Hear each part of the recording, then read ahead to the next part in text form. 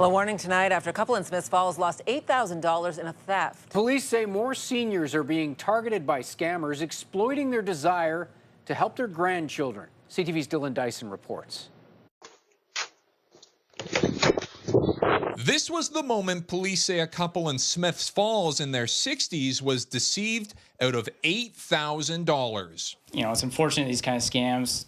Grandparents will do anything for their grandkids most of the time. Smiths Falls police say the grandparent scam is on the rise in the region, a scam which targets the emotions of the elderly. A lot of times older people are a lot more trusting than the younger generation, and then that trust is what these suspects prey on. The victimized couple were too distraught to speak on camera, but explained to CTV News exactly what happened in their situation.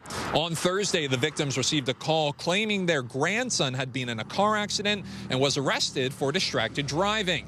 They were told $8,000 was needed for bail, so they went to the bank and took out a loan. Later that day, the scammer showed up to the house with a fake ID badge claiming to be from the Perth courthouse and took the money. In this case, I think they said that they'd injured their nose, so that's why their speech was off. So they honestly believe that they were on the other end of the phone, but they weren't. This footage from the home's doorbell camera shows the suspect arriving at the home to collect the money, and you can hear the suspicion in the victim's voice. Chris Jones from the courthouse from Mr. J.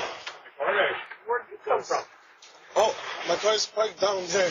Police say the suspect has not been identified and the money has not been recovered. Brett adds that police or courthouses would never come collecting money in this fashion. If you're not sure, if someone's calling you and you're not sure, just call the police service. Call us and ask us.